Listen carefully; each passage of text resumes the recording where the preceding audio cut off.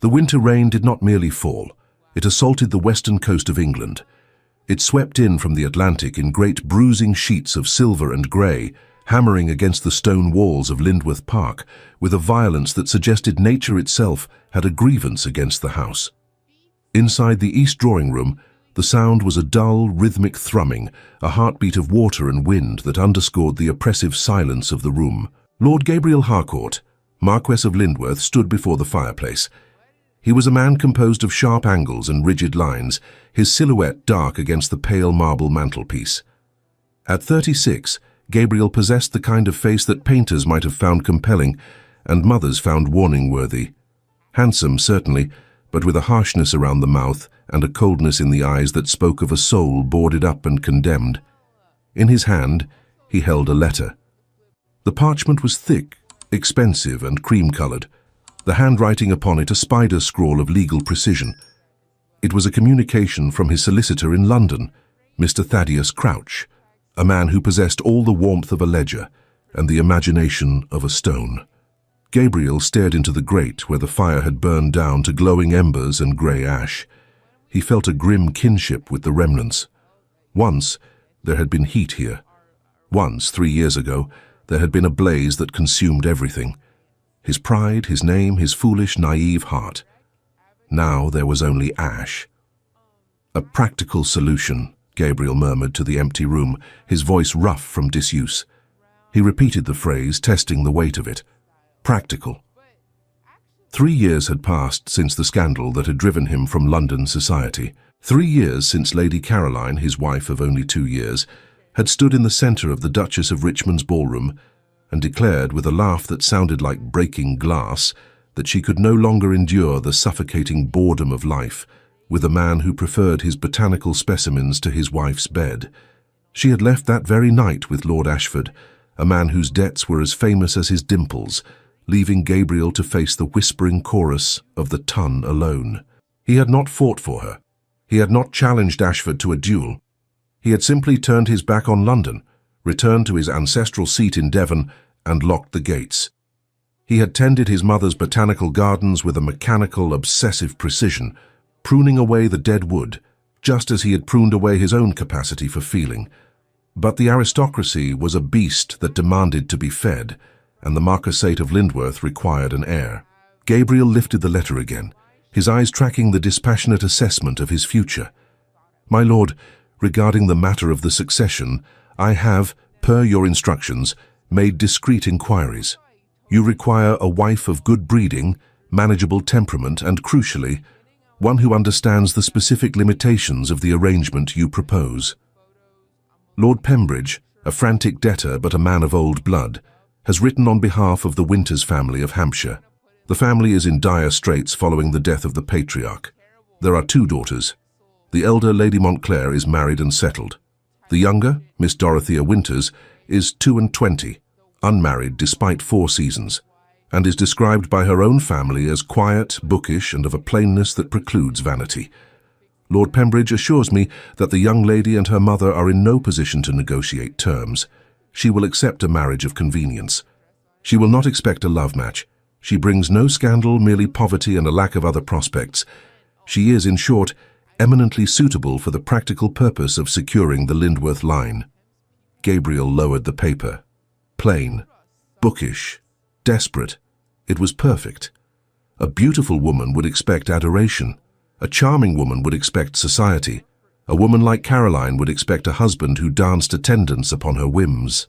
But a plain, desperate woman? She would be grateful for the roof over her head and the title before her name. She would give him his heir, and in return, he would give her financial security and the one thing he craved most for himself: solitude. He moved to his desk, the heavy mahogany surface clear of everything save an inkwell and a quill. He dipped the pen, the scratch of the nib against the paper sounding startlingly loud in the quiet house. "Mr. Crouch, proceed with the arrangement. I accept the proposal regarding Miss Winters. Draw up the settlements immediately. The marriage will take place within the fortnight. There will be no ceremony, no guests, no celebration. She is to be brought to the chapel at St. Margaret's. I will meet her at the altar. Lindworth." He sanded the wet ink, his movements efficient and controlled. He did not wonder about Miss Dorothea Winters. He did not picture her face or wonder about her voice. She was not a person to him. She was a solution, a component in a transaction that would ensure the continuity of his name while leaving the fortress of his isolation intact. He rang the bell for the footman, his decision made. The letter was sealed with red wax and the crest of the Harcourt family, a hawk clutching a branch. As the servant took the letter and bowed, Gabriel turned back to the window. The rain was still falling, washing the world in grey. He pressed his hand against the cold glass, feeling the chill seep into his skin. "Do not fail me, Miss Winters," he whispered to the storm. "Be as invisible as they promise."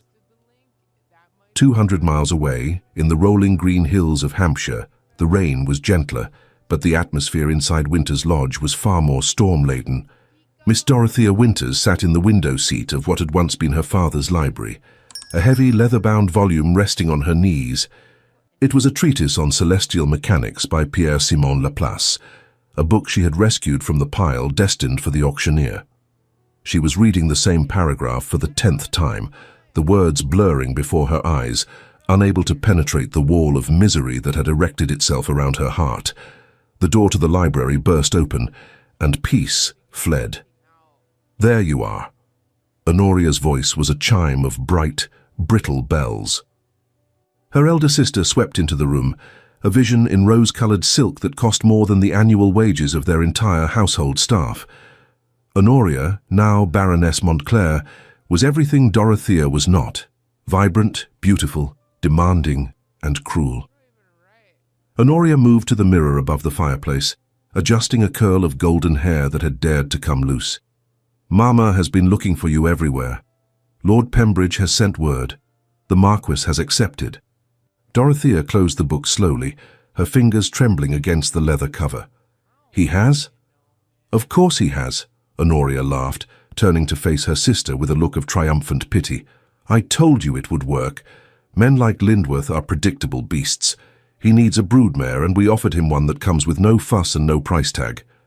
"Honoria," Dorothea whispered, the hurt familiar but no less sharp. "Please." "Oh, do not look so tragic, Dot," Honoria said, using the childhood nickname she knew Dorothea detested. She walked over to the window seat, looming over her seated sister. "You should be thanking me on your knees. I have saved you. I have saved this family." "By selling me to a monster?" Dorothea asked, her voice gaining a fraction of strength. Honoria's eyes danced with malicious amusement. "A monster? Is that what they call him? The beast of Devon, the mad Marquess? Oh, likely he is just a bore. A sour, silent bore who will ignore you for 20 years while you sit in his draughty castle and knit socks. Is that not what you wanted? You always claimed to prefer solitude to society." "I prefer peace," Dorothea corrected. "There is a difference." "Well, you shall have peace in abundance at Lindworth Park," Honoria said, turning away to inspect her fingernails. "They say no one has visited in 3 years, not since Lady Caroline ran off with Ashford. Imagine the gloom. It will be like living in a mausoleum." Dorothea looked out at the garden, where the winter frost had killed the last of the roses. "Why did you do it, Honoria? Really? You told Mama it was to save the family finances, but I saw you whispering with your friends at the assembly. I saw you laughing."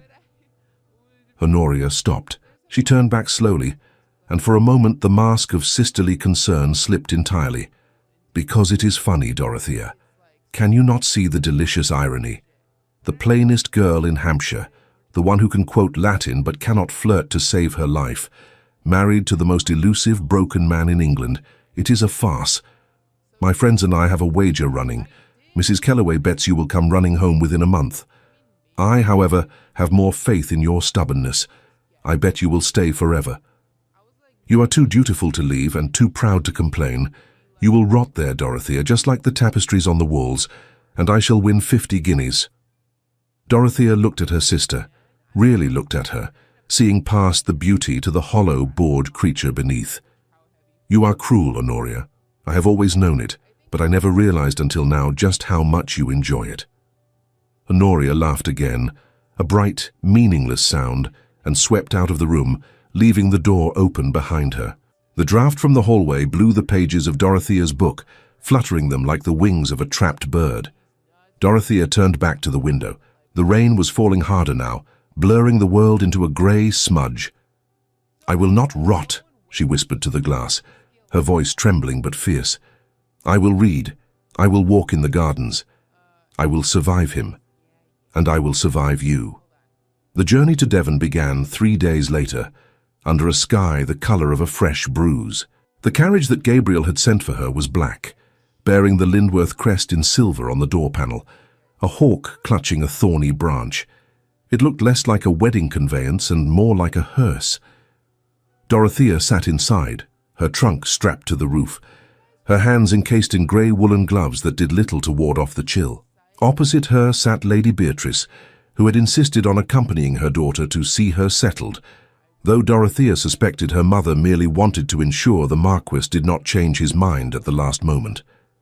Honoria sat beside their mother, wrapped in furs, looking out at the passing countryside with an expression of bored disdain. The journey was an exercise in endurance. The roads were rutted and muddy from the relentless winter rains, causing the carriage to lurch and sway violently. For 2 days, they travelled west, watching the landscape change from the gentle rolling hills of Hampshire to the wilder, craggier terrain of Devon. The trees here were gnarled and bent by the wind, the earth darker, the air sharper. They stopped for the night at a coaching inn near Exeter. The common room was crowded and smelled of ale and damp wool. When the innkeeper realized who the carriage belonged to, or rather whose crest it bore, his demeanor shifted from indifference to obsequious panic. "The Marquess of Lindworth's party. My humblest apologies, my lady. We shall clear the private parlour immediately. It seems your husband's name carries some weight at least," Honoria remarked, as they were ushered into a small, draughty room with a smoking fire, "though one wonders if it is respect or fear. Did you see the man's face? He looked as though we had brought a plague ship into his yard." "He is a Marquess," Lady Beatrice said nervously, warming her hands by the grate. "It is only natural that people should be respectful." "It was fear," Dorothea said quietly.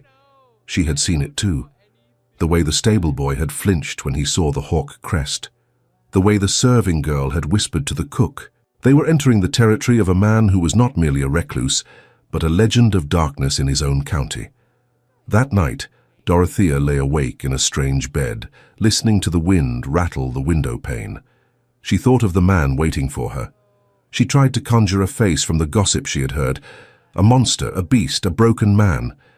But all she could picture was the hawk on the carriage door, sharp claws, sharp beak, a creature made to hunt and kill, not to nurture. "I will be invisible," she promised herself in the dark. "I will be so quiet he will forget I am there. I will be the ghost in his machine." They arrived at Lindworth Park late the following afternoon. The approach was dramatic, a long avenue lined with ancient oaks that met overhead, creating a tunnel of shadows even in the daylight. At the end of the tunnel, the house rose up like a cliff face. Greystone, castellated towers, and rows of tall, dark windows that reflected the storm clouds gathering above. It was magnificent, and it was terrifying. The carriage halted before the main entrance. Massive oak doors stood open, and a line of servants waited on the steps, their heads bowed against the wind. Dorothea stepped down, her legs stiff from travel, and felt the weight of the house press down on her. A woman in black bombazine stepped forward. She had a stern face softened by kind eyes. "Mrs. Daventry, my lady, housekeeper. Welcome to Lindworth Park." "Thank you," Dorothea said, her voice sounding thin in the open air. "His lordship is in the chapel," Mrs. Daventry said, her gaze flickering briefly to Honoria and Lady Beatrice with a hint of wariness. "He instructed that the ceremony should take place immediately upon your arrival. The vicar is waiting." "Immediately?" Lady Beatrice fluttered. "But surely—" "We must change our dress, refresh ourselves." "His lordship was quite specific," Mrs. Daventry said, her tone polite but immovable. "He wishes the matter concluded before nightfall." "How romantic," Honoria drawled, adjusting her bonnet. "He cannot wait to claim his bride, or perhaps he simply wants to get the unpleasantness over with like pulling a tooth." Dorothea felt a cold stone settle in her stomach. "I am ready," she said. She did not want to change. She did not want to prolong the anticipation. If she was to be sacrificed, let it be done while she still had the courage to stand upright. They walked to the chapel, a small medieval structure of dark flint standing at the edge of the estate, separated from the main house by a windswept lawn.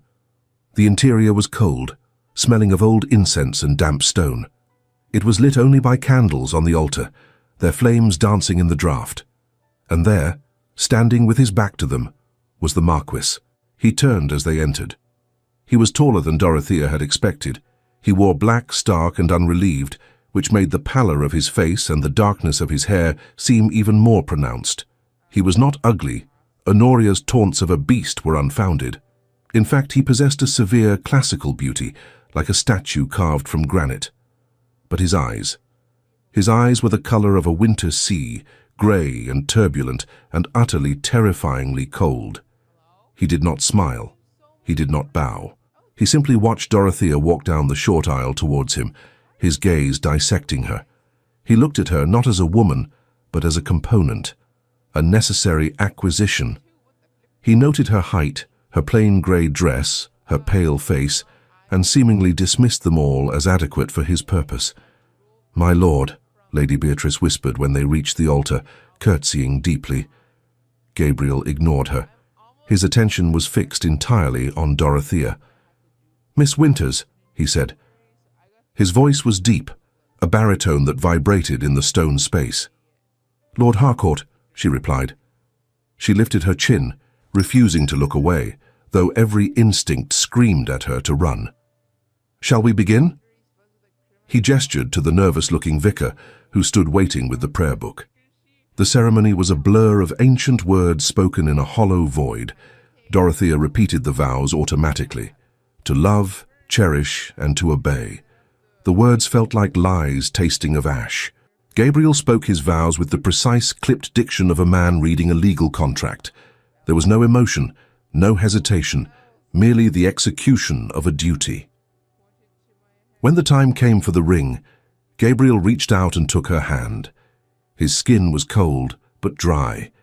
As he slid the heavy gold band onto her finger, Dorothea felt a tremor run through his hand. It was slight, barely a vibration, but for a second his fingers tightened around hers, gripping hard, as if he were steadying himself on the edge of a precipice. She looked up at him, startled. For a fleeting instant, the grey ice of his eyes seemed to crack, revealing something raw and agonizingly human beneath. A flash of panic, of regret. Then it was gone. The mask slammed back into place. He released her hand as if it burned him. "I pronounce you man and wife," the vicar stammered. Gabriel did not kiss her. He did not even look at her again.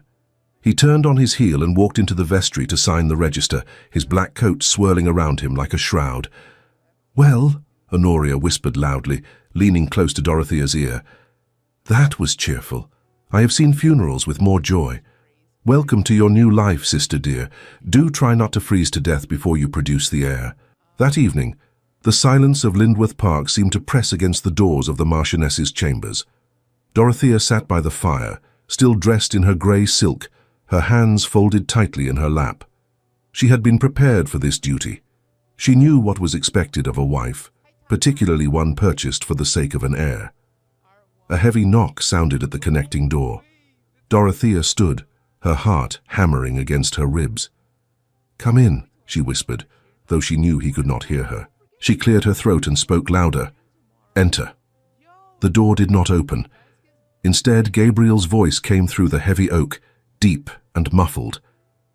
"I shall not disturb you tonight, Dorothea. You have had a long journey and a trying day. The servants have been instructed that you are not to be woken until you ring." She stared at the wood, stunned by the reprieve. "My lord." "Sleep well," he said, his voice rougher now. "You are safe here, from the world, and from me." She heard his footsteps retreating, leaving her alone with the dying fire and a confusion that felt strangely like gratitude. The wedding breakfast the following morning was a farce of hospitality.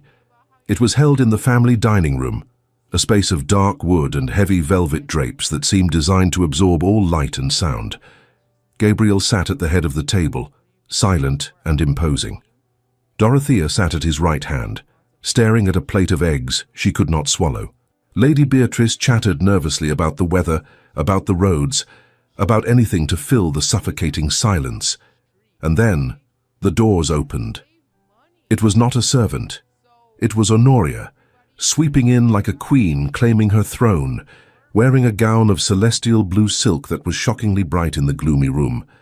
But she was not alone. Behind her walked her husband, Baron Montclair, and 3 other couples, friends from London, people Dorothea recognized as the elite, cruel circle Honoria courted. "Good morning," Honoria announced, her voice ringing out. "We met the Hamiltons and the Greys on the road, can you imagine? They were traveling to Bath and I insisted, absolutely insisted, that they stop to wish the happy couple joy." The guests crowded into the room, a flurry of expensive fabrics and loud voices, bringing the scent of damp wool and artificial perfume. They looked around with hungry, curious eyes, taking in the dark room, the silent Marquess, the plain bride. Gabriel slowly lowered his fork. The sound of silver clicking against china was soft, yet it silenced the room instantly. "Lady Montclair," Gabriel said.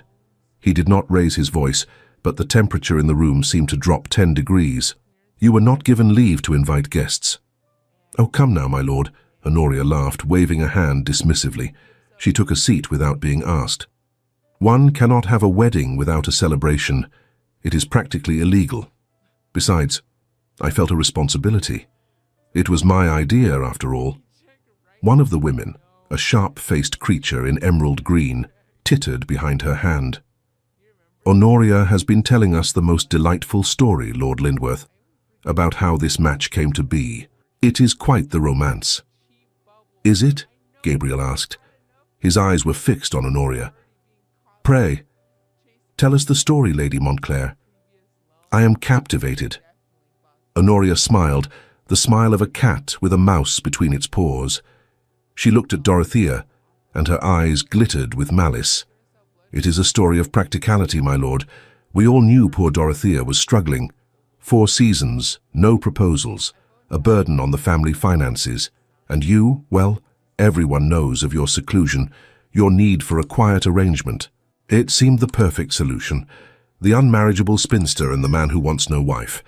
I merely suggested to Lord Pembridge that he connect 2 people who had run out of other options." "2 desperate souls," the woman in green murmured, loud enough to be heard. "How charitable of you, Honoria." "Indeed," Honoria agreed. "I thought, why not? Why not let them save each other? He gets his heir, she gets a roof over her head, and society is spared the sight of another season of poor Dorothea standing by the wall." Dorothea felt the blood drain from her face. She stared at the tablecloth, wishing the floor would open and swallow her whole. The humiliation was absolute. To be discussed like a piece of damaged furniture, in front of her husband, in her own home. "So you see," Honoria finished, lifting a glass of wine she had poured for herself, "it was a jest in a way, a cosmic joke that turned into a marriage. To the happy couple, the beast and the mouse." The silence that followed was thick enough to choke on. Dorothea gripped her napkin, her knuckles white, waiting for the laughter, waiting for Gabriel to nod, to agree, to dismiss her. The chair legs scraped loudly against the floor. Gabriel stood up. He did not look like a recluse now. He looked like a king whose borders had been breached. He towered over the table, his shoulders broad, his face set in a mask of terrifying calm. He walked slowly around the table until he stood behind Dorothea's chair. "A jest," Gabriel repeated softly. "A figure of speech, my lord," Honoria said, though her smile faltered slightly. "No," Gabriel said. "I think not." He placed a hand on Dorothea's shoulder. His touch was heavy, warm, solid, a claim, a shield. "You came here, Lady Montclair, to my house, to laugh at your sister. You brought your friends to gawp at us as if we were animals in a menagerie. You believe you have orchestrated a great comedy." His grip on Dorothea's shoulder tightened, not in anger, but in reassurance. "You call your sister plain," Gabriel continued, his voice rising in power, filling the room. "You call her unmarriageable. You call her a burden. You look at her through the lens of your own vanity and see nothing. He looked down at Dorothea. For the first time, his eyes were not cold. They were burning with a fierce, protective indignation. "But you are wrong," Gabriel said. "You are fundamentally, catastrophically wrong. In the brief time I have known her, Miss Winters, Lady Lindworth, has shown more dignity in her little finger than you possess in your entire being.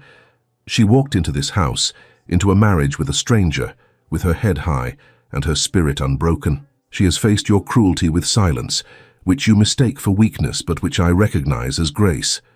He looked back at Honoria, and his expression was withering. "You speak of value. You speak of worth. You are a gilded shell, Lady Montclair. Pretty to look at and utterly empty inside. My wife is a woman of substance. She is quiet because she thinks before she speaks. She is solitary because she finds no comfort in the shallow noise you call conversation. You offered her to me as a joke. Then I thank you. For you have accidentally given me the only thing of value this family has ever produced." Honoria's mouth fell open. Her face turned a patchy red. The friend she had brought shifted uncomfortably, avoiding Gabriel's gaze. "Gabriel," Dorothea whispered, shocked to her core.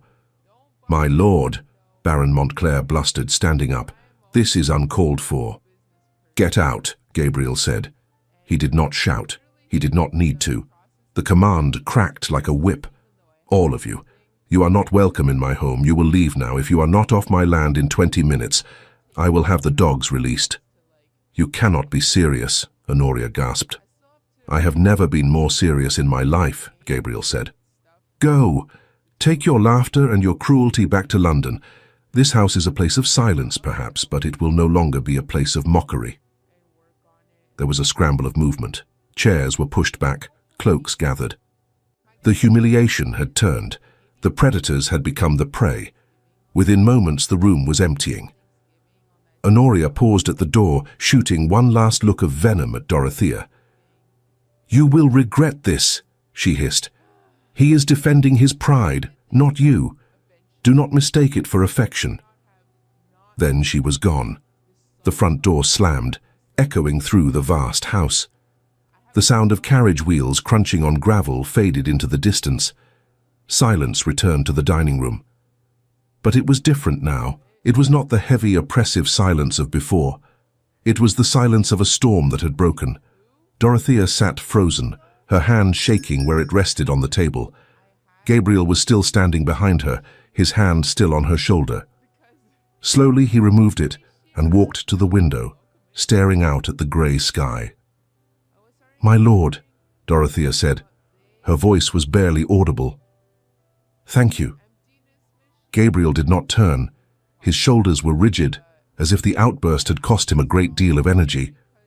"Do not thank me. I did not do it for your gratitude. I did it because I will not tolerate disrespect in my own house." "Even so," she said, rising from her chair. "You called me a woman of substance. No one has ever said such a thing of me." He turned then.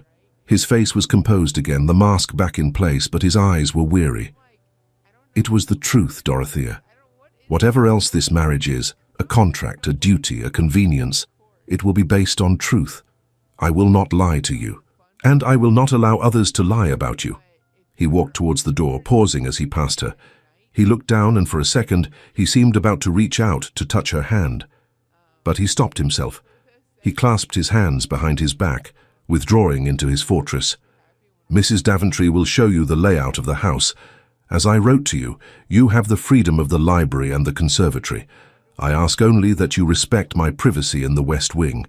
That is my retreat." "I understand," Dorothea said. "Good." He nodded once, stiffly. "We shall dine at 7. Until then you are at liberty." He left her there, amidst the remains of the uneaten breakfast. Dorothea let out a breath she felt she had been holding for days. She was alone again. But as she touched her shoulder where his hand had rested, she realized something had changed. He was not a monster. He was a man in pain, a man who built walls of ice to keep the world out. But he had stepped out from behind those walls to defend her. "The conservatory," she whispered to herself, remembering his letter. "I shall start there." The conservatory at Lindworth Park was a revelation. It was a cathedral of glass and iron, attached to the south side of the house. sheltering a world of green from the English winter. When Dorothea stepped inside an hour later, the air was warm and humid, smelling of damp earth, moss, and the sweet, heavy perfume of jasmine. It was a shock to the senses after the cold stone of the house. Palm trees reached for the high glass roof. Ferns uncurled their fronds like waking lovers. There were orchids in shades of violet and spotted gold hanging from mossy baskets. It was a paradise, and it was clearly loved. Every leaf was glossy, every pot free of weeds. She walked slowly down the central path, her fingers brushing the leaves of a lemon tree. She felt peace settle over her for the first time in weeks. Here, amidst the silent, breathing life of plants, she made sense. She found a small writing desk tucked away in a corner, hidden behind a screen of bamboo. On it lay a ledger, a stack of sketching paper, and several pencils. It was Gabriel's workspace. She hesitated, knowing she should not intrude, but on the desk sat a small potted plant that seemed out of place. It was a hellebore, its white flowers drooping, its leaves yellowing at the edges. Dorothea frowned. She touched the soil. It was damp, too damp. She looked up at the glass roof. The plant sat directly under a pane that was slightly darker than the others, likely providing shade in summer but gloom in winter. "You are drowning," she murmured to the plant, "and you are cold." Without thinking, she picked up the pot. She moved it to a stand near the south-facing wall, where the weak winter sun was pooling on the stone floor. She propped up a drooping stem with a small twig she found on the ground. Then, feeling bold, she took a piece of paper from the desk. She wrote a single line. "Helleborus niger prefers well-drained soil and dappled light, not deep shadow. It cannot bloom if it is drowning." She left the note on the desk, weighing it down with a pebble.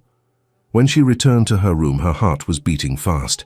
She had dared to speak to him, in the only language that seemed to matter here. The next morning, Dorothea went to the conservatory before breakfast. The hellebore was where she had left it, but the soil had been aerated, and the pot raised on clay feet to improve drainage. On the desk, her note was gone. In its place was a sheet of heavy cream paper. "You have a keen eye. I had mistaken its lethargy for dormancy. It seems even plants require a change of perspective to survive." Beneath the words, he had sketched the flower. It was a technical drawing, precise and architectural, showing the veins of the petals and the structure of the stamen. But at the bottom, he had written, "Thank you." Dorothea smiled. It was a small, fragile thing, that smile. But it was real. 2 days later, she found a new note waiting for her. "The dendrobium orchid near the fountain is about to flower. It blooms only once every 3 years, and the scent is said to change from morning to evening. I would value your observation." Dorothea spent the morning by the fountain. She sketched the orchid as the buds unfurled, noting the pale lavender of the petals. She wrote her observations on the back of the sketch. Morning scent, citrus and green apple. Evening expectation, vanilla. She left the sketch for him. The next day, a reply. "Evening scent confirmed as vanilla, with a trace of clove. Your sketch captures the asymmetry of the petals perfectly. Most illustrators try to make nature symmetrical, which is a lie. You draw the truth." Thus began a silent paper courtship. They did not speak of it at dinner.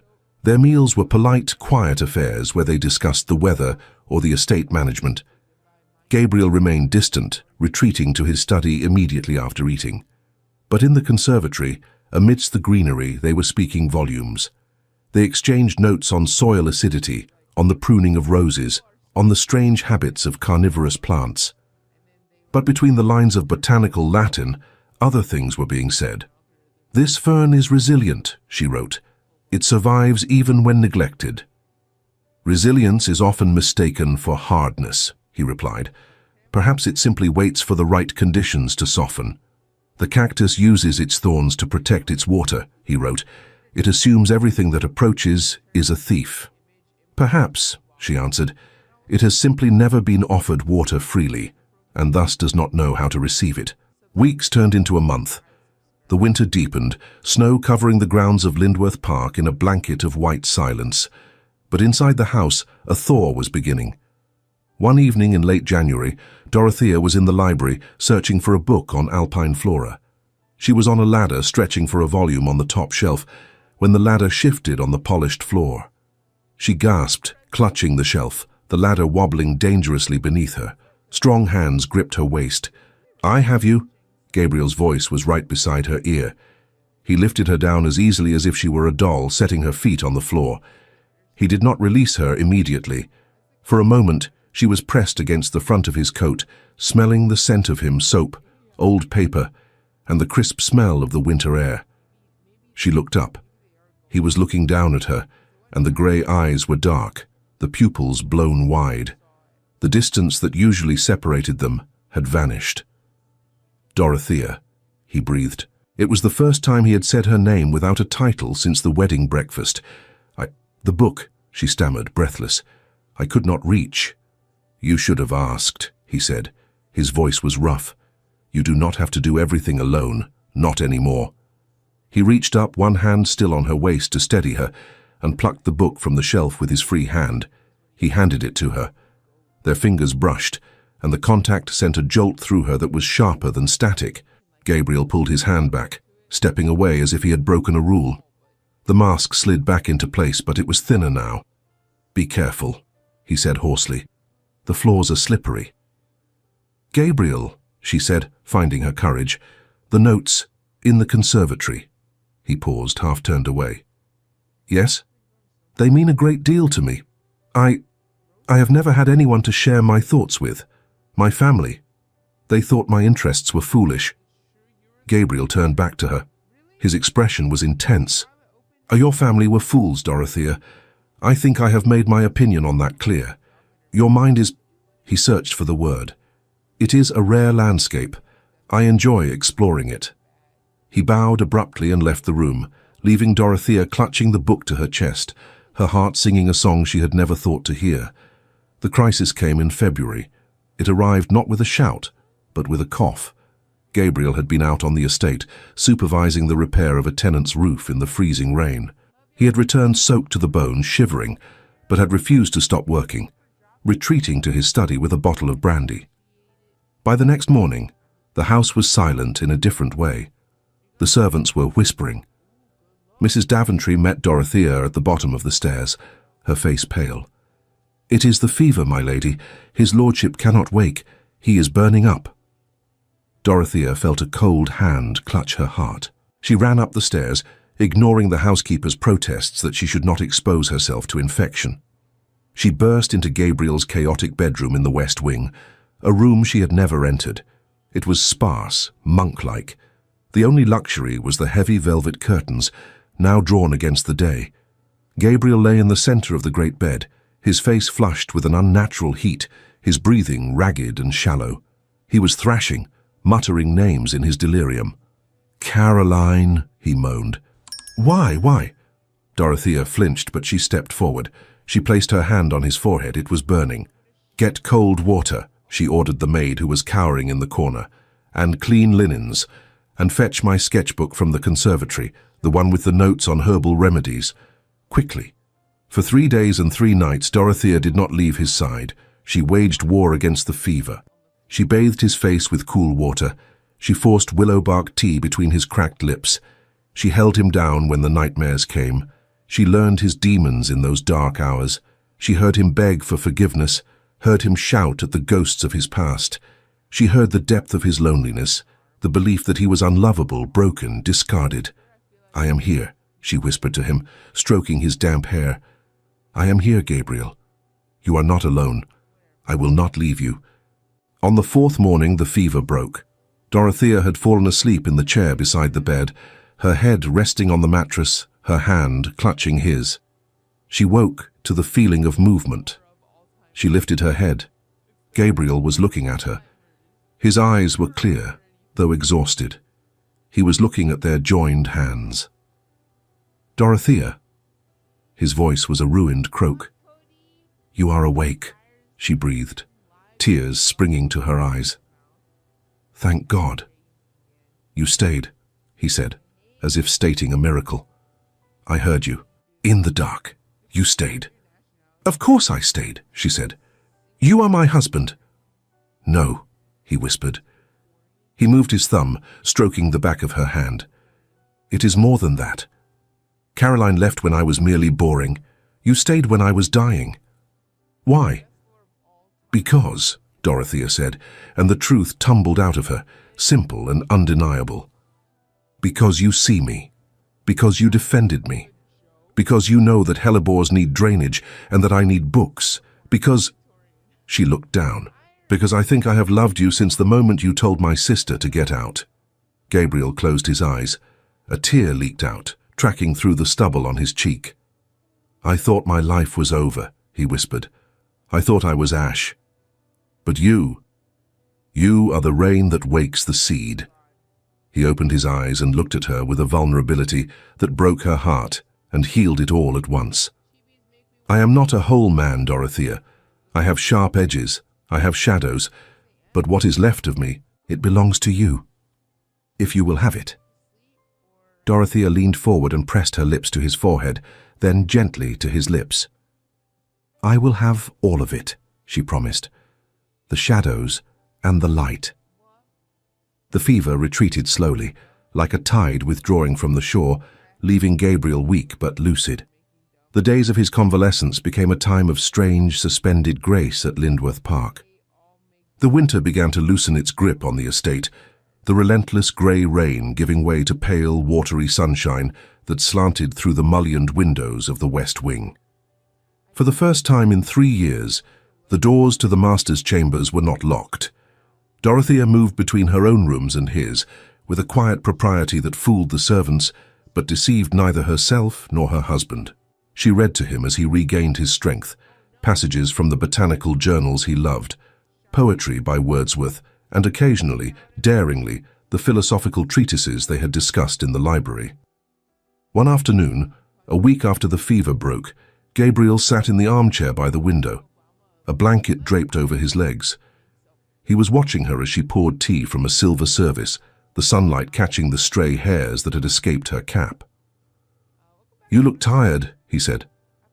His voice had lost the rasp of illness, but retained a new gravelly depth. Dorothea paused, the teapot suspended. I am quite well, my lord. Gabriel, he corrected gently. You called me Gabriel when I was dying. I should like you to continue now that I intend to live. A flush rose on her neck. Gabriel, then, and I am not tired, I am content. Content to be a nursemaid to an invalid. Content to be useful, she said, handing him the cup. Their fingers brushed, a deliberate contact that lasted a second longer than necessary. And content to be in a room where I am not invisible. Gabriel took the tea but did not drink. He held the saucer, looking out at the rolling lawns where the frost was melting. I have wasted so much time, he murmured. I built a fortress to keep pain out, Dorothea, but I forgot that walls keep light out as well. I have been living in the dark for 3 years. The hellebore blooms in the dark, she reminded him softly, sitting on the ottoman near his chair. But even it reaches for the sun when spring comes. He looked down at her, his expression intense. Spring is coming. I want to show it to you. Not just the conservatory, but the estate, the land. There is a lake to the north and a folly on the hill where one can see the sea on a clear day. Will you walk with me, when I am able? I would like that very much, she said. The physical distance between them eroded not with a dramatic crash, but with the slow, steady certainty of a glacier moving. It was in the way he leaned into her touch when she adjusted his pillows, in the way he refused to let the maid read his correspondence, insisting only Dorothea had the patience for his scrawl. And it was in the way he looked at her when he thought she was not noticing, a look of hunger, yes, but also of profound, bewildered gratitude. By mid-March, Gabriel was well enough to dine downstairs. The first dinner they shared in the main dining room felt like a victory. He wore formal evening dress, though his coat hung a little looser on his frame than before. Dorothea wore the green wool dress he had admired, wearing the amethyst brooch he had given her, a family heirloom presented without fanfare on a Tuesday morning. After dinner, he did not retreat to his study. The sky is clear tonight, he said, standing by the French doors that led to the terrace. Exceptionally clear. Dorothea looked up from her embroidery. Is it? I have a telescope, he said, turning to her. "On the roof of the tower. I used to spend hours there before. I have not been up there in years, but I remembered that you mentioned an interest in the moons of Jupiter." Dorothea set her needlework aside, her heart beating a jagged rhythm. "I have read of them. I have never seen them." "Come," he said, holding out his hand. She took it. The climb to the tower was steep, winding up a narrow stone staircase that smelled of dust and cold air. Gabriel went first, holding the lantern, his grip on her hand firm and warm. When they emerged onto the leads of the roof, the wind whipped at Dorothea's skirts, but the sight above stole the breath from her lungs. The sky was a vast, inverted bowl of velvet, dusted with diamonds. Without the smoke of London or the lights of a town to dim them, the stars blazed with a ferocity that felt almost auditory, a silent symphony of light. The Milky Way was a bruised smear of silver arching overhead. "Oh," Dorothea breathed, clutching Gabriel's arm.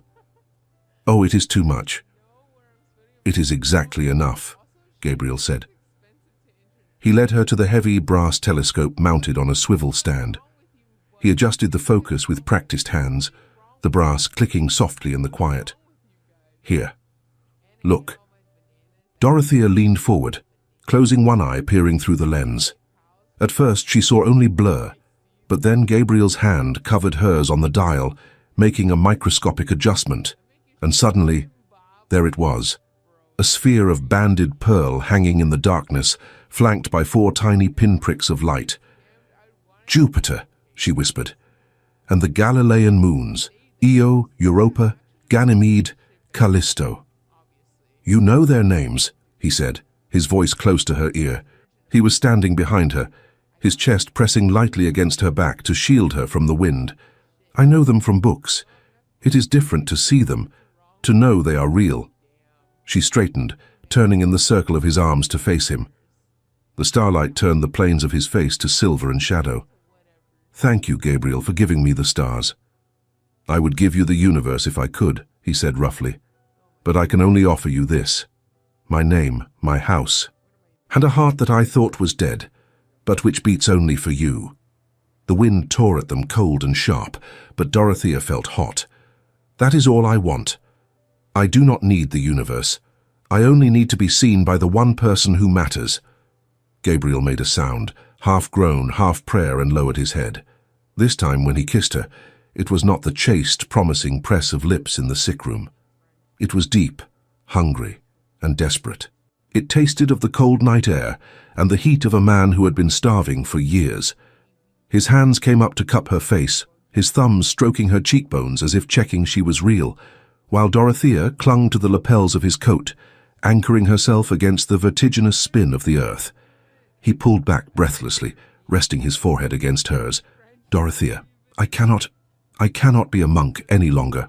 Not with you." "I do not want a monk," she whispered, her hands sliding up to tangle in the dark hair at the nape of his neck. "I want my husband." He swept her up into his arms, carrying her down the winding stairs, through the silent corridors of the house that had been a mausoleum and was now finally waking up. That night in the great bed in the West Wing, there was no darkness. Gabriel lit every candle in the room. "I want to see you," he told her, his voice raw as he unfastened the buttons of her dress with hands that trembled with restraint. "I want to see every part of you. I want no shadows between us." And when he finally laid her bare, he did not look at her with the critical, assessing gaze of society, nor the dismissive glance of her family. He looked at her with reverence. He traced the curve of her hip and the line of her throat, as if she were the rarest orchid in his collection. "Beautiful," he murmured against her skin. "You are exquisite."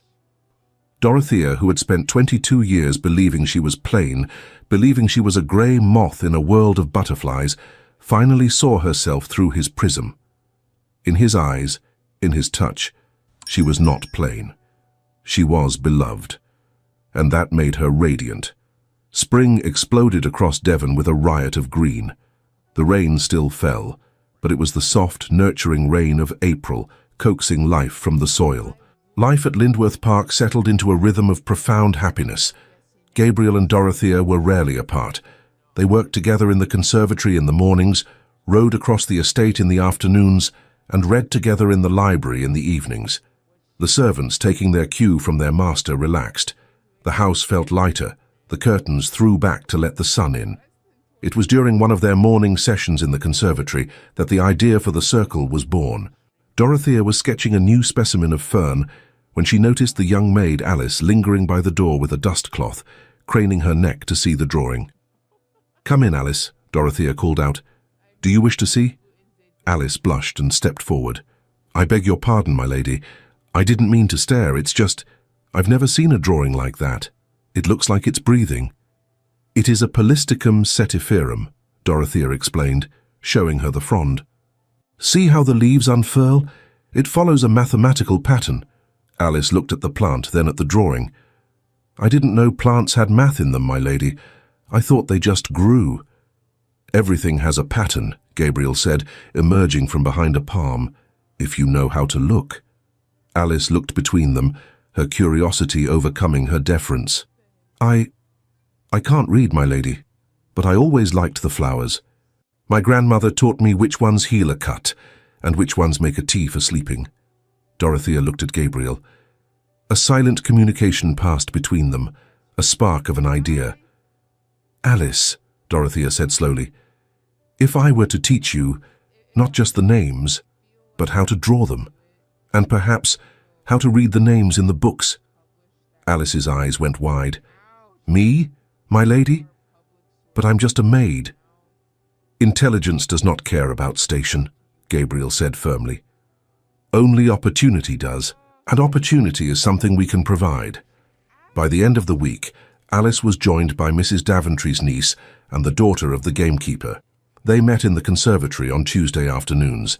It began simply, Dorothea showing them the structure of flowers, Gabriel explaining the Latin taxonomy, but soon it became something more. It became a sanctuary, a place where young women who had been told their only value lay in scrubbing floors or mending sheets were told that their minds were capable of understanding the complexities of the natural world. It was unconventional. It was, by the standards of the ton, dangerously eccentric, but Dorothea had never felt more purposeful. However, the world outside the gates of Lindworth Park had not forgotten them. And peace, no matter how hard won, is rarely left undisturbed for long. It arrived in May, in a carriage that rattled up the drive with an urgency that scattered the rooks from the trees. Gabriel and Dorothea were in the rose garden, Gabriel pruning a stubborn climber, while Dorothea collected the cuttings in a basket. They heard the wheels on the gravel and exchanged a look of apprehension. They were expecting no one. A footman came running across the lawn. "My lord, my lady, visitors." "Who is it?" Gabriel asked, wiping his hands on a cloth, his posture stiffening. "It is the Baron and Baroness Montclair, my lord, and they seem distressed." Dorothea felt a chill that had nothing to do with the spring breeze. "Honoria." "Send them away," Gabriel said instantly, his face darkening. "I gave orders." "Wait," Dorothea said, placing a hand on his arm. "If she has come back, after what you said, she must be desperate. Curiosity is one thing, Gabriel, but Honoria is proud. She would not return to the scene of her humiliation unless she had no choice." Gabriel looked at her, his jaw set. "You are too kind, Dorothea. It will be your undoing." "It is not kindness," she said, her voice steady. "It is resilience. I am not the frightened mouse she left behind. Let us see what she wants. We are strong enough to face her now." Gabriel studied her face, seeing the quiet steel in her grey eyes. He nodded, taking her hand and placing it on his arm. "Very well, but if she says one word out of turn, I will not be answerable for my actions." They walked back to the house together, a united front against the encroaching past. In the drawing room, the scene was very different from Honoria's last visit. There was no swagger, no entourage of tittering friends. Baron Montclair was pacing the rug, looking haggard and grey.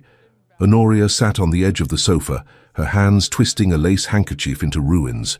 She looked thinner, her beauty sharp and brittle, like glass on the verge of shattering. When Gabriel and Dorothea entered, Montclair stopped pacing. Honoria looked up, and for the first time in her life, Dorothea saw fear in her sister's eyes. "What do you want?" Gabriel asked, skipping all pleasantries. He did not offer them a seat. "Lord Lindworth," Montclair began, his voice shaking, We come to you in a time of great difficulty." "You came to me in a time of difficulty 6 months ago," Gabriel said coldly, "and used it as an opportunity to mock my wife. Why should I listen to you now?"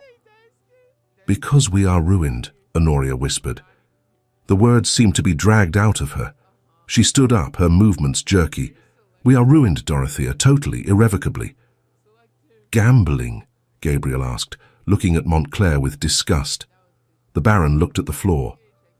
"Investments. Bad ones. And yes, the tables, the creditors are circling. They are going to take Montclair House, they are going to take everything. We will be on the street within the week." "And you come to me," Gabriel said, "expecting... what? Money.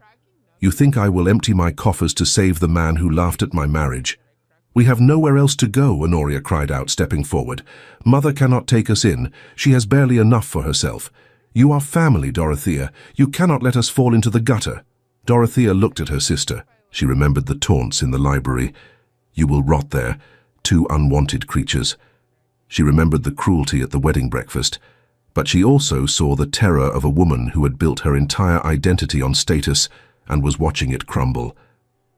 "You called me a burden," Dorothea said quietly. "You said I was an embarrassment.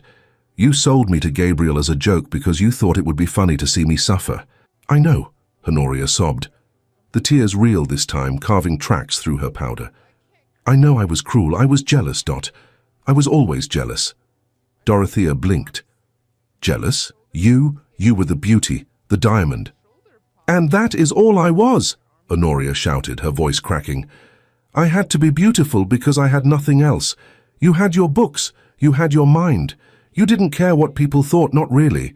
I lived for their approval, and now they are laughing at me. The same people I tried to impress are laughing because I have lost everything."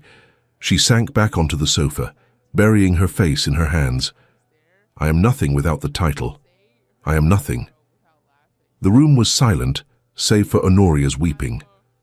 Gabriel looked down at her with no pity, only a cool detachment. "I will not give you money," Gabriel said. Montclair made a sound of despair. "However," Gabriel continued, his voice hard, "I will not have it said that my wife's sister is living in a workhouse. It reflects poorly on Lindworth. I will purchase your debts." Montclair's head snapped up. You will?" "I will become your sole creditor," Gabriel said, "which means you will answer to me. You will retreat to your country estate in Yorkshire, which I believe is unentailed and small but livable. You will live there quietly. You will not come to London. You will not attend the season. You will work to repay me, however slowly. If you set foot in a gambling hell again, Montclair, I will foreclose on you so fast your head will spin." "Yorkshire," Honoria whispered, looking up. "But that is exile.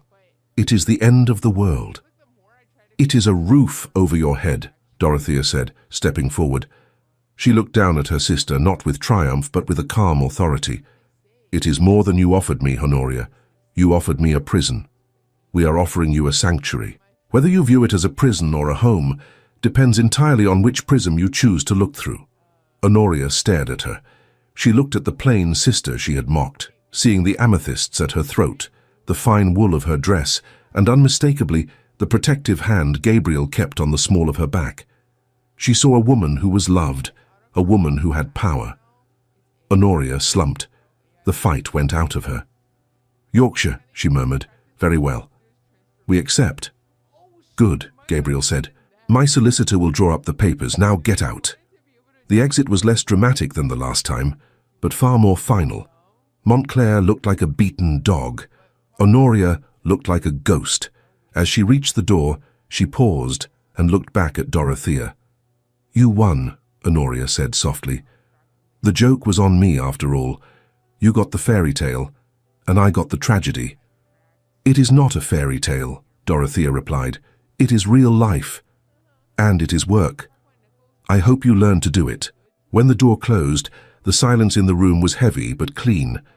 Gabriel turned to Dorothea. "Was I too harsh?" "No," she said. She leaned her head against his shoulder, feeling the solid warmth of him. You were just, and you were merciful.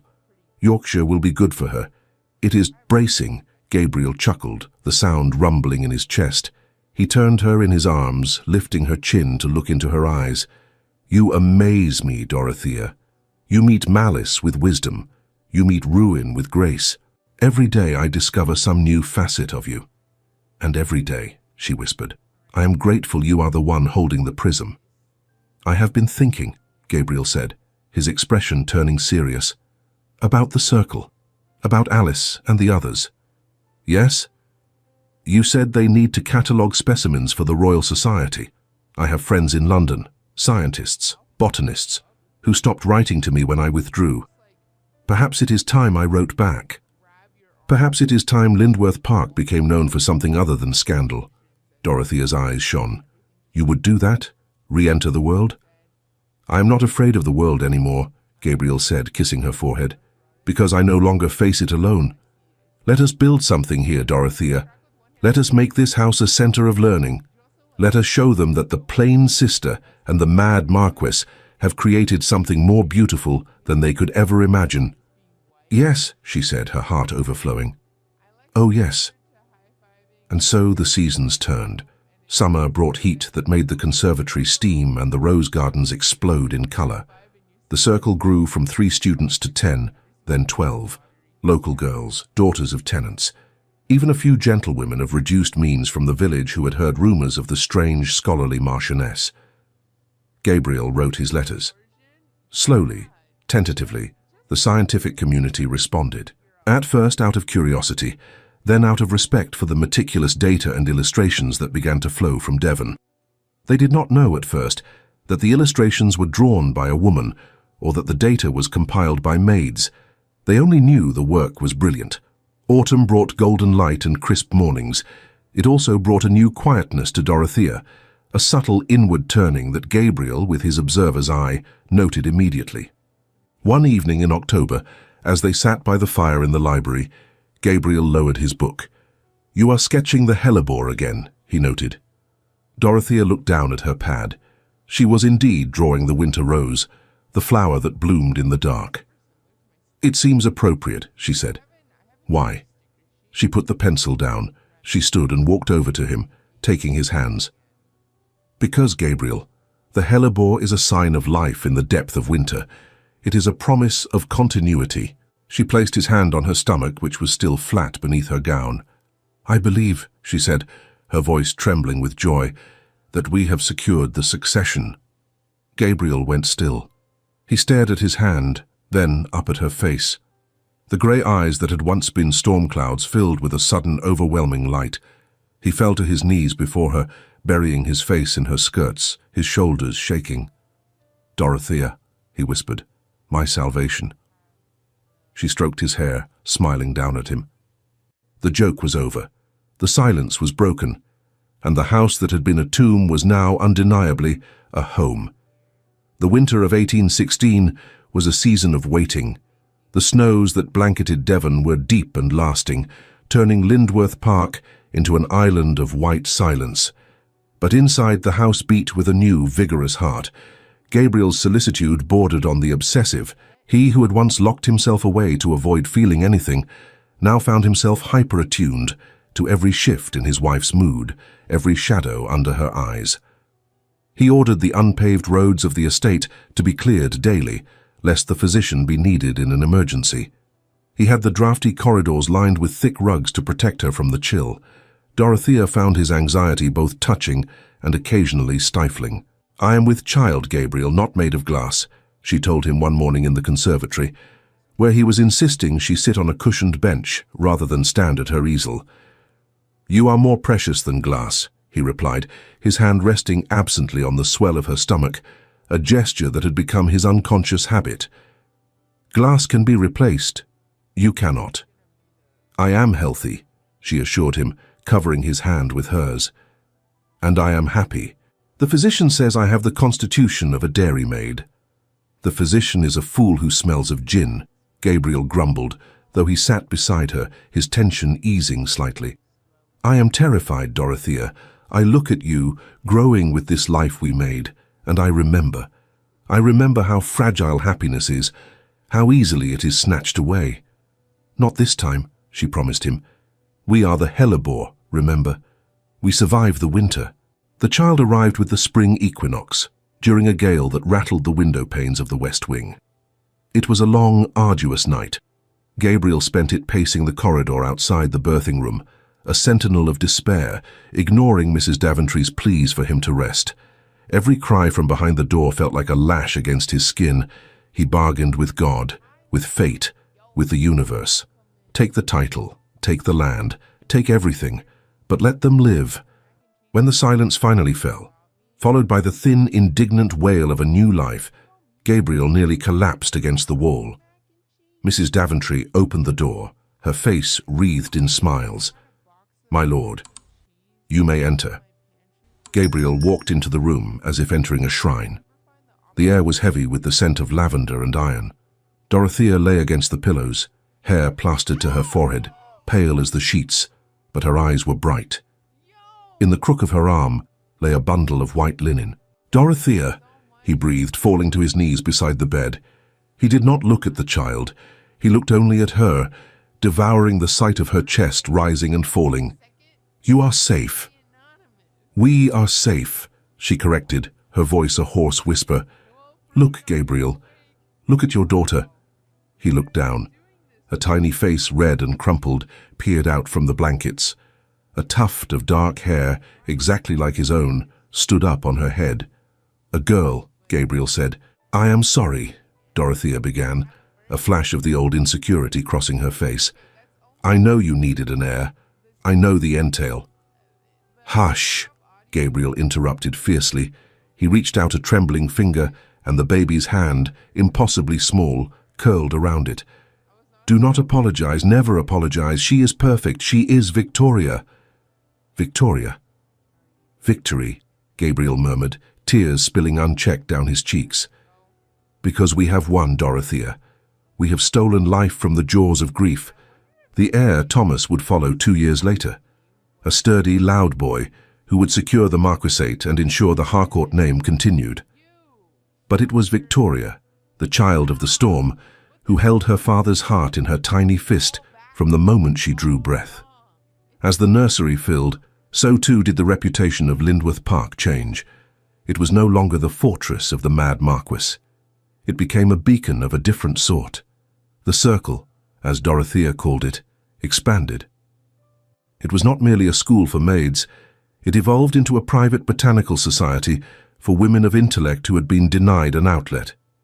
They came from the village, then from Exeter, and eventually letters arrived from further afield.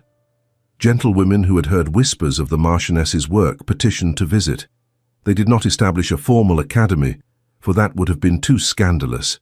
Instead, they created a patronage circle. Under Gabriel's protection and Dorothea's guidance, these women catalogued the vast collection of Lindworth. They produced illustrations of such precision that when Gabriel sent them to the Royal Society in London, the learned men there assumed they were the work of a master draftsman. "Let them assume," Dorothea said with a smile, sealing a packet of drawings depicting the life cycle of the Orchis simia. "The work is what matters. The truth is in the ink."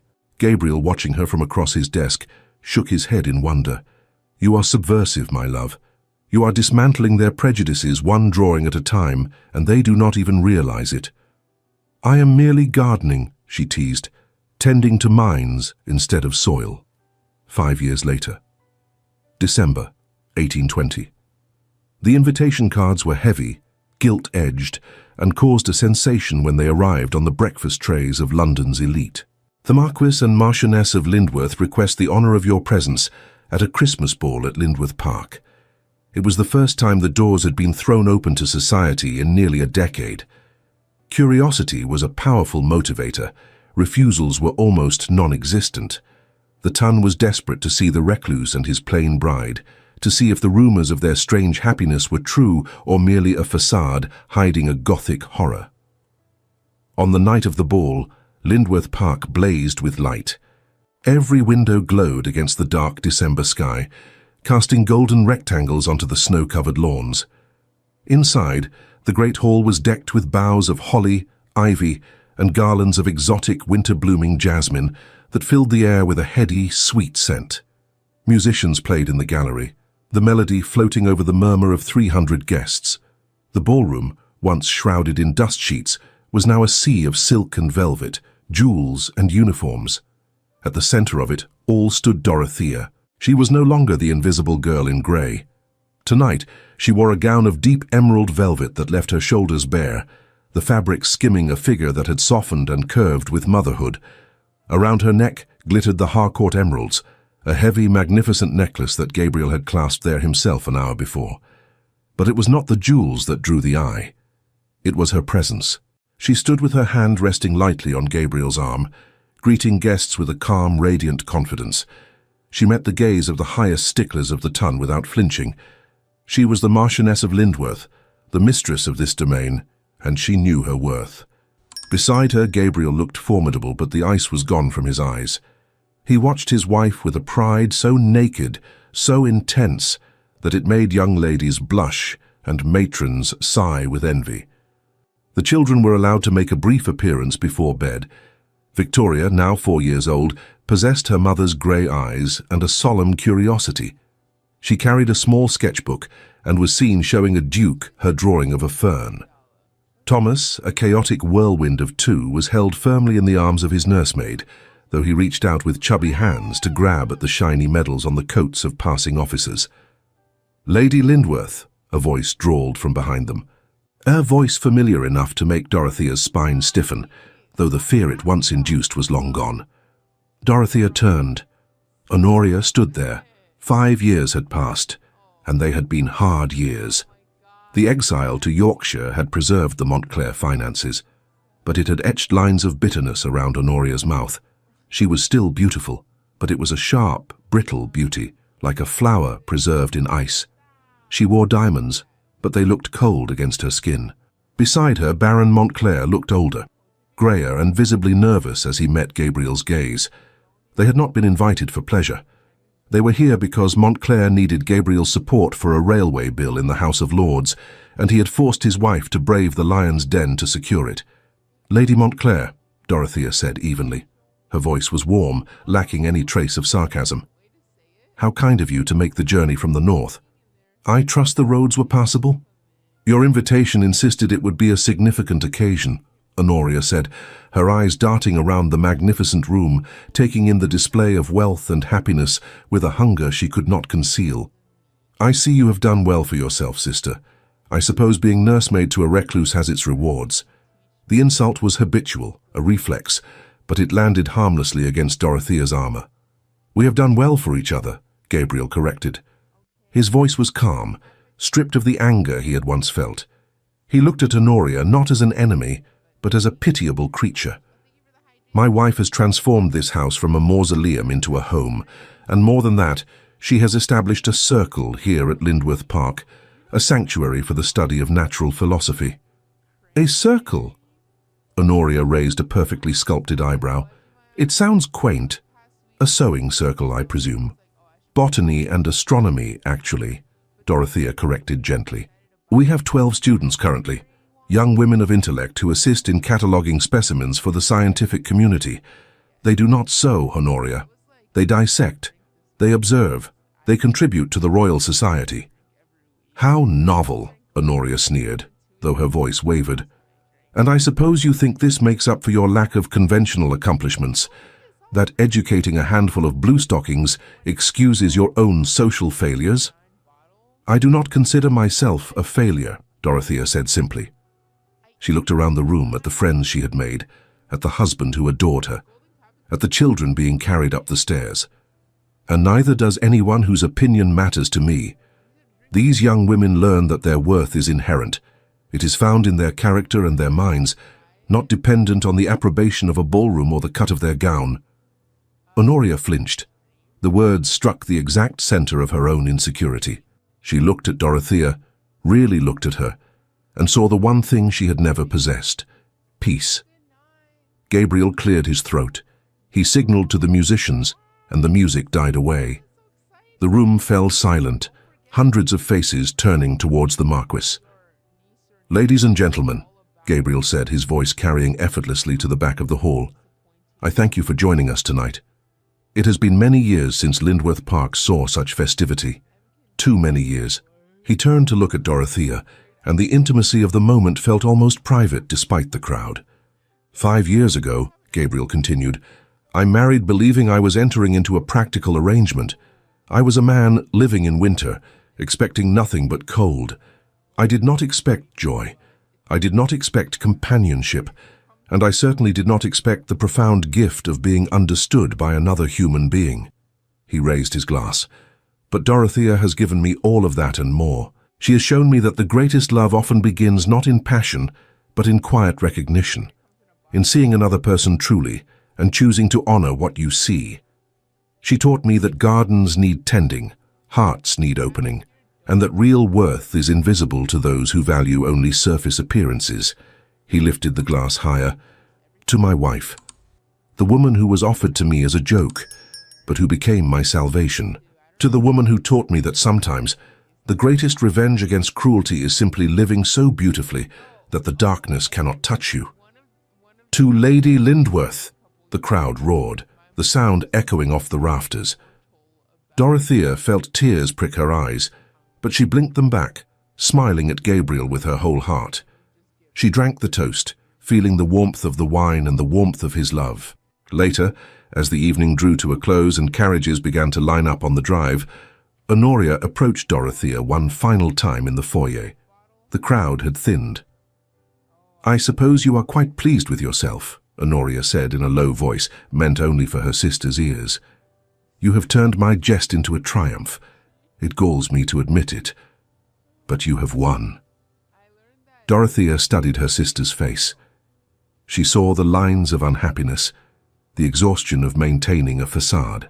"Honoria," Dorothea said softly, "I am not pleased with myself at your expense. I am simply pleased with my life, with the man I married, with the work I do, with the family we have built."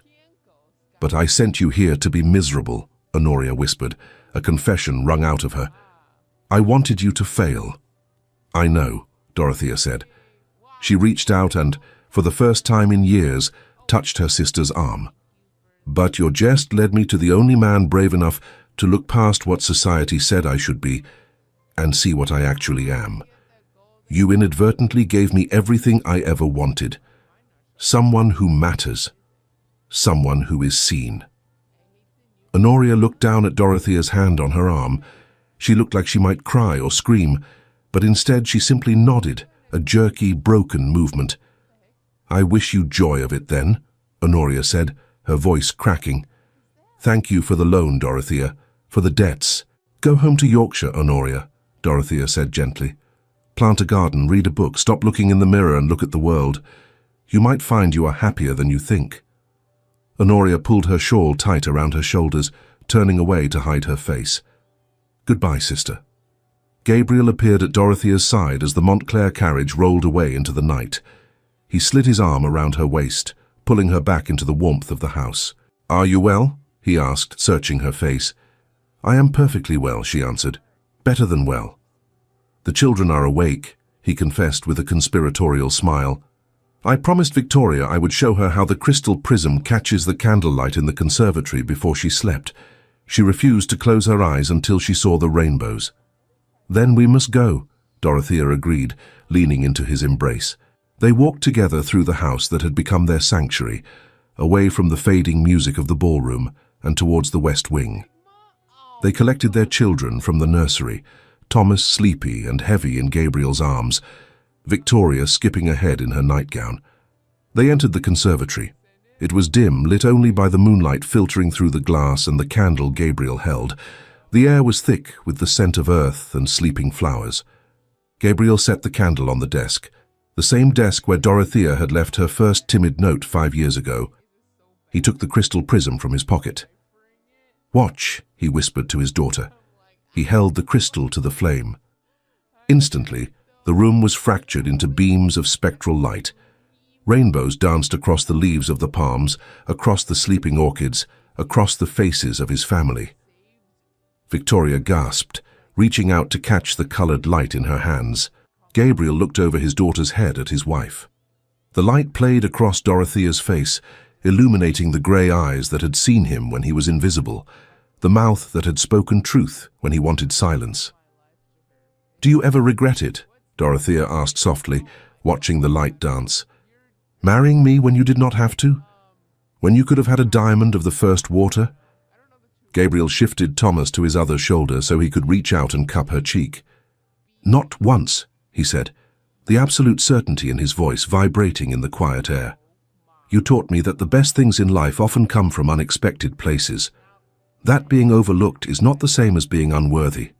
And that love, real enduring love, comes not from choosing someone who meets society's standards, but from seeing another person's true self and choosing to treasure what you find." He leaned down and kissed her, a kiss full of memory and promise, there among the plants his mother had loved and the children they had made together. "You were offered to me as a joke, my darling," he whispered against her lips.